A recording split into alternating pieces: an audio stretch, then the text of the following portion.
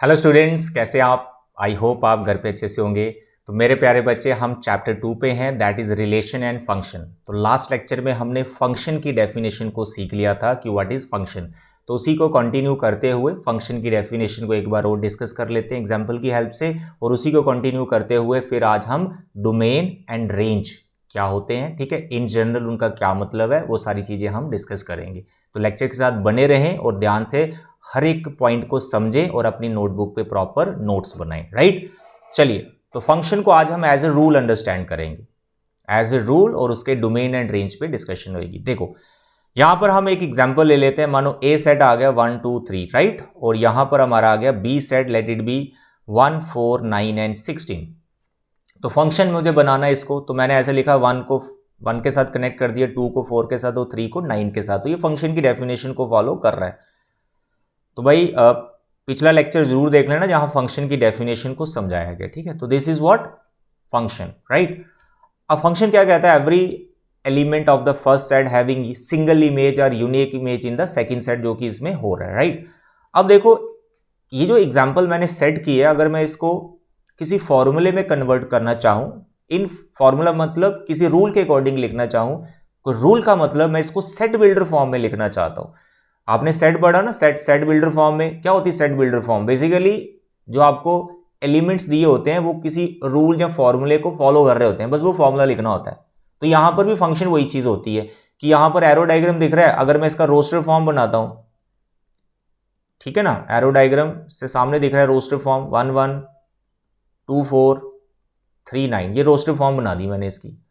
अब इन्हीं पेयर्स को देखते हुए कि हर एक पेयर में जो दो कंपोनेंट्स हैं वो किस तरह से आपस में रिलेट हो रहे हैं, वो रिलेशनशिप आपने एक डेवलप करना है यहां पर, उसी को सेट बिल्डर फॉर्म बोलते हैं। पीछे एक्सरसाइज आपने 2.2 पढ़ी रिलेशन में, तो उसमें भी तो कुछ ऐसे क्वेश्चंस थे, रोस्टर फॉर्म में थे, हम कोई फॉर्मूला तैयार कर रहे थे, जहां कोई हमने फॉर्मूला दिया था तो हम रोस्टर फॉर्म बना रहे थे। तो यहां पर भी हम क्या करेंगे, इस फंक्शन का कोई फॉर्मूला तैयार करेंगे जिसे हम रूल बोलेंगे, एसोसिएशन, कॉरेस्पॉन्डेंस, मैपिंग, ऐसे वर्ड हम यूज करते हैं फंक्शन के लिए। तो देखें बच्चे, इसमें फर्स्ट और सेकंड कंपोनेंट का रिलेशनशिप पहले आइडेंटिफाई करो, जल्दी बताओ 1 1 2 4 3 9, क्या ऑब्जर्व कर रहे हैं आप ऐसा नहीं ऑब्जर्व कर रहे कि यार फर्स्ट कंपोनेंट का अगर मैं स्क्वायर कर रहा हूं तो मेरे को सेकंड कंपोनेंट मिल रहा है, 1 का स्क्वायर इज 1। अगर मैं फर्स्ट कंपोनेंट का स्क्वायर कर रहा हूं तो मेरे को सेकंड कंपोनेंट मिल रहा है, 2 का स्क्वायर इज 4, फिर देखो 3 का स्क्वायर इज 9। तो हमने इन पेयर्स के बीच में जो कंपोनेंट्स हैं फर्स्ट एंड सेकंड, उसका एक रिलेशनशिप ढूंढ लिया है। तो अब मैं इसको एक रूल के अकॉर्डिंग लिख सकता हूं। अब देखो रूल क्या है, अब इसका रूल है y equal to x square. x मैंने फर्स्ट कंपोनेंट मान लिया, ठीक है, यानी इस पेयर के लिए लिख रहा हूं, for this pair x is the first component and y is the second component. So this is the rule for this function where x is the first component and y is the second component, right? तो ये हो गया, हमने rule बना लिया, पीछे हमने बनाया भी था रिलेशन में। अब मैं बोलूं इस रूल का डोमेन क्या है, यानी दूसरी भाषा में यही पूछ रहा हूं यार, इस फंक्शन का डोमेन क्या है। तो डोमेन आपको पता है यार, रिलेशन में पढ़ा, what is the domain? Set of first components, set of first components. तो यहां पर फंक्शन में पूरा सेट ही इन्वॉल्व होता है, उसके सारे एलिमेंट इन्वॉल्व होते हैं। तो फंक्शन में हम ऐसा बोल सकते हैं फर्स्ट सेट, ऐसा बोल सकते हैं first set is the domain, yes बोल सकते हैं। रेंज वही आपका सेट ऑफ सेकंड कंपोनेंट्स, यानी सेट ऑफ इमेजेस, ठीक है। और code main is the second set complete, code main is the second set, यहां पर सेट बी है, ठीक है। अब देखो यहां पर ये जो मैंने रूल बनाया, क्या ये रूल सिर्फ और सिर्फ इसी डोमेन के लिए है? क्या रूल ये और डोमेन कुछ और मैं कर सकता हूं? चलो देखते हैं। अगर मैं यहां पर ए सेट में अब ये एलिमेंट्स लेता हूं 1 2 3 4, और यहां पर बी में लेता हूं 1 4 9 16, 1 को इसके साथ, 2 को इसके साथ, 3 को इसके साथ, 4 को इसके साथ। क्या ये फंक्शन है? यस सर, ये फंक्शन है। अब इसकी आप रूल के अकॉर्डिंग लिखो, इसको रूल के अकॉर्डिंग लिखो, तो चीज तो इसमें वही हो रही है, फर्स्ट कंपोनेंट का स्क्वायर करो, आपको सेकंड कंपोनेंट मिल रहा है। तो यहां पर अगर आपने बोला कि सर ये इन जनरल इसका पेयर है, तो यहां पर ये चीज वापिस हो रही है, y equal to x square. Rule तो वही बना जो पीछे एग्जाम्पल में बना। अब इस रूल का डोमेन क्या है? अब इस रूल का डोमेन है 1 2 3 4, तो आप बोलोगे सर रूल सेम है, डोमेन डिफरेंट आ रहे हैं, तो थोड़ी कंफ्यूजन हो रही है ना। अरे भाई फॉर्मूला एक अलग अलग इसके इनपुट्स आउटपुट चल रहे हैं, ठीक है। अब एक एग्जांपल और ले लेता हूं पहले मैं लिखा 1 2 3 4 5, अब यहां पर डाल दिया मैंने 1 4 9 16 और 25, 1 को इसके साथ कनेक्ट कर दिया, इसको इसके साथ इसके साथ ऐसे कनेक्ट कर दिया। अब इसमें भी रूल क्या यही फॉलो हो रहा है, यही फॉलो हो रहा है, फर्स्ट कंपोनेंट का square is the second component का स्क्वायर, तो रूल तो यही फॉलो हो रहा है, y equal to x square for this pair, ठीक है। रूल सेम है, डोमेन देखो तीनों डिफरेंट है। इसका डोमेन क्या है इस एग्जांपल में, इसका डोमेन है 1 2 3 4 5, रूल एक, डोमेन डिफरेंट। अब क्या है, अब कौन सा डोमेन लेना हमने इस रूल के अकॉर्डिंग, नहीं कल को आपको ऐसा बोल दिया जाए ये सेट आपको दे ही ना, वो ये भी सेट नहीं है, ये भी सेट नहीं है, फर्स्ट और सेकंड सेट है ही नहीं है, सिर्फ आपको रूल पकड़ा दिया हाथ में, आपको बोल दिया गया ये रूल है, ये रूल है, किसी फंक्शन का रूल है, ऐसा बोला ये फंक्शन है, किसी फंक्शन का ये रूल है, ये फंक्शन है, तो बताओ इसका डोमेन क्या है। तो फिर आप सोचोगे सर आपने वो 3 एग्जांपल्स करवाई थी, मैं कौन सी लिखूं, 1 2 3 लिखूं, 1 2 3 4 लिखूं, 1 2 3 4 5 लिखूं, मैं कौन सा डोमेन लिखूं। मेरे प्यारे बच्चे यहां से आपको डोमेन का एक बड़ा ही प्यारा सा कॉन्सेप्ट समझना है। बेसिकली जो डोमेन है वो सेट ऑफ रियल नंबर ही है, जो डोमेन होता है वो सेट ऑफ रियल नंबर्स ही है। अब वो रूल पे डिपेंड करता है, ये रूल किन इनपुट्स के लिए यानी किन रियल नंबर्स के लिए ये डिफाइंड रहता है। जिन रियल नंबर्स के लिए ये रूल डिफाइंड रहेगा वो सारे उसके डोमेन है।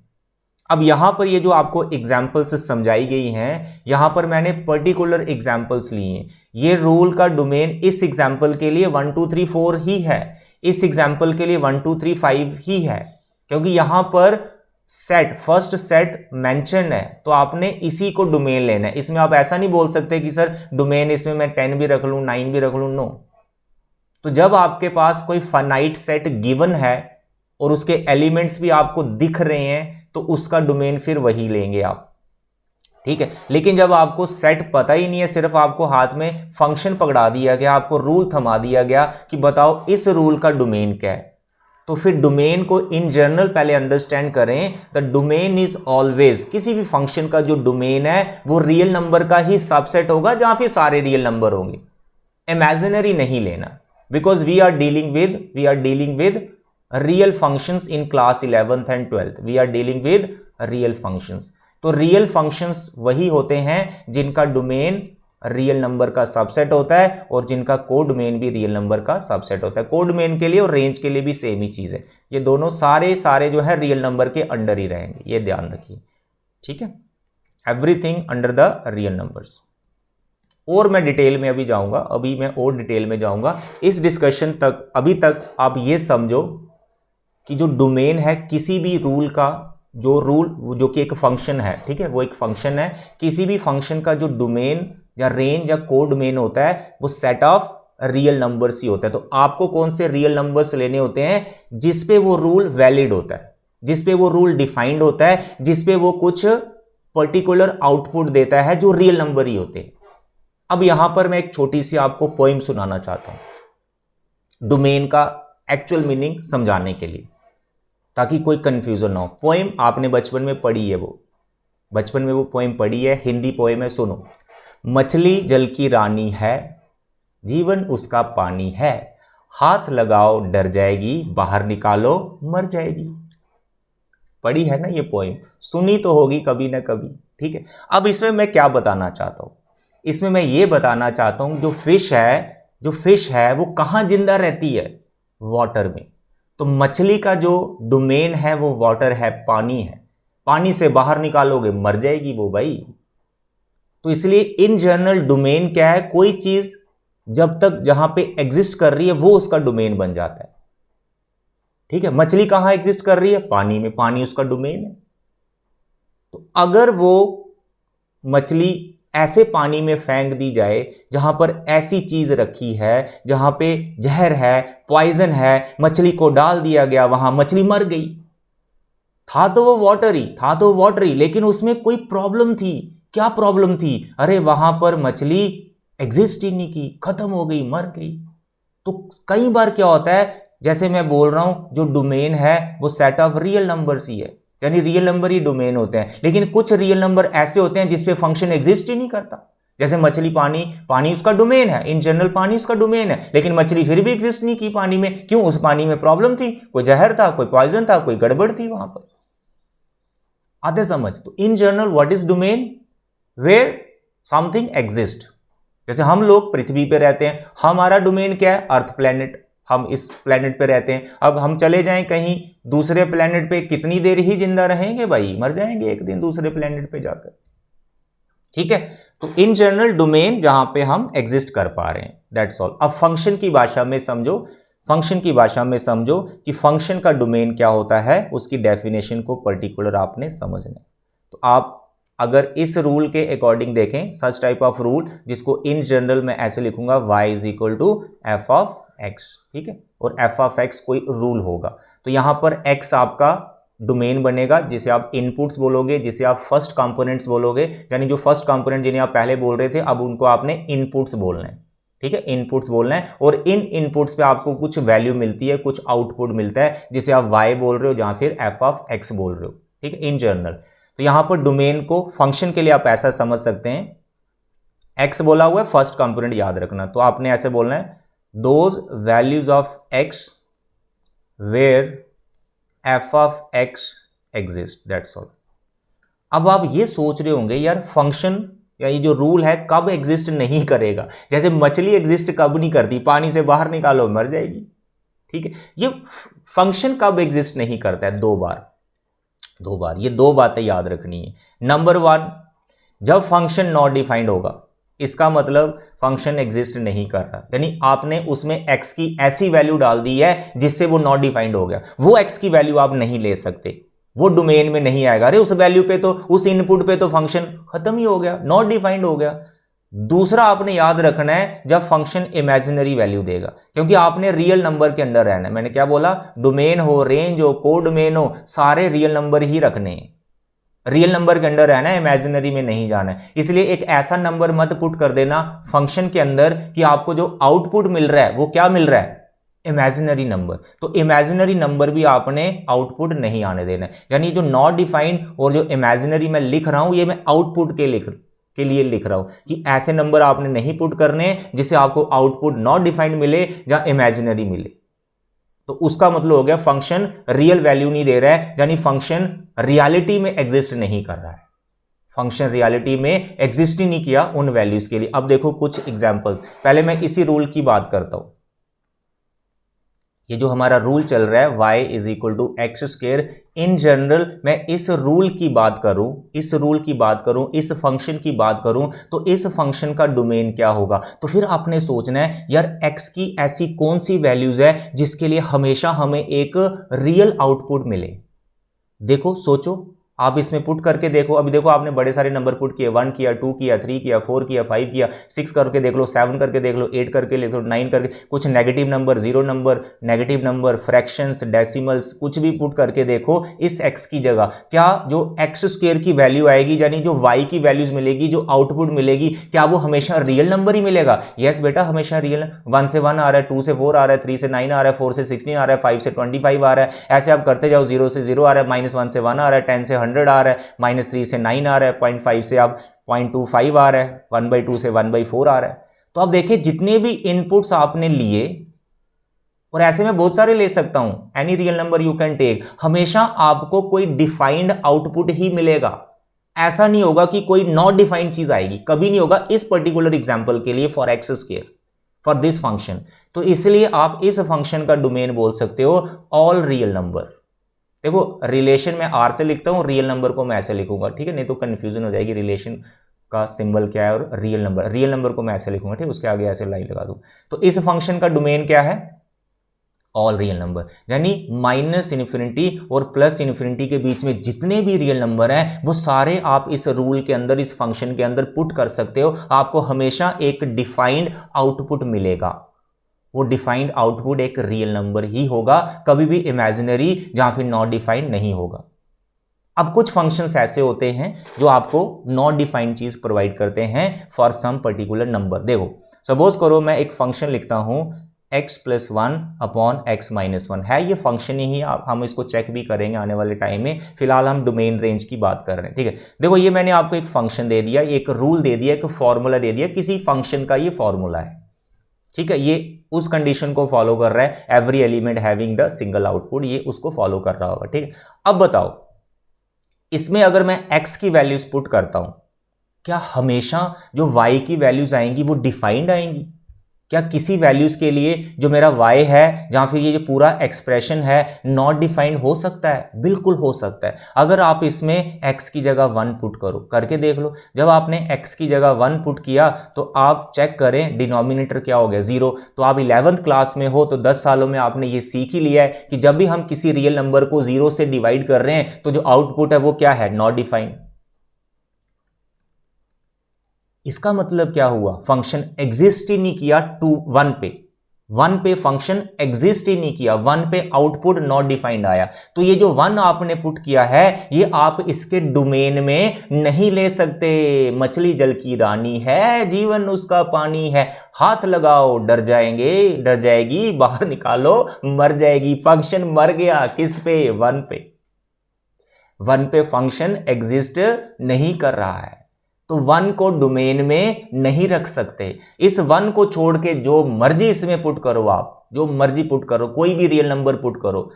पुट रियल नंबर नहीं करना, आयोटा वगैरह मत पुट कर देना, इसमें नॉट डिफाइंड चीजें मत पुट कर देना। पुट आपने रियल नंबर ही करना है, ठीक है। Real functions, you are dealing with the real functions, ठीक है। तो 1 के अलावा जो मर्जी रियल नंबर डालो ये डिफाइंड रहेगा। तो इस फंक्शन का फिर डोमेन क्या हुआ, इस फंक्शन का डोमेन हुआ sir all real numbers. All real number किसको छोड़कर, 1 को छोड़कर। तो उसको ऐसे दिखाया जाता है -1, 1 को छोड़कर सारे रियल नंबर इसका डोमेन है।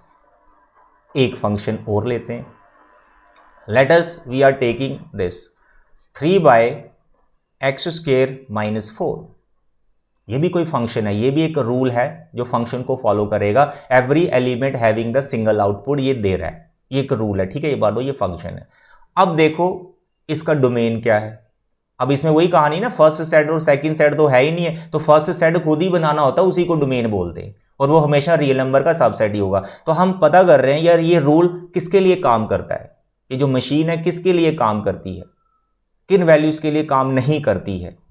तो यहां पर अगर आप देखें, अगर आप इसमें x का वैल्यू 2 डालो जहां फिर -2 डालो तो यहां गड़बड़ घोटाला हो जाएगा। अब क्या गड़बड़ घोटाला होएगा, फिर से डिवाइड में 0 आ जाएगा। करके देख लो, 2 से देखो, 2 का स्क्वायर 4, 4 - 4 0, -2 का स्क्वायर भी 4 होता है, 4 - 0 आया ना, 3/0 इन दोनों नंबर्स के लिए। यानी इन दोनों नंबर्स पे ये फंक्शन डिफाइंड ही नहीं है, आउटपुट ही नहीं देता, रियल आउटपुट ही नहीं देता, नॉट डिफाइंड चीजें दे रहा है। तो इसका मतलब इस फंक्शन का जो डोमेन है वो भी क्या है, ऑल रियल नंबर, 2 नंबर छोड़कर, एक 2 और एक -2।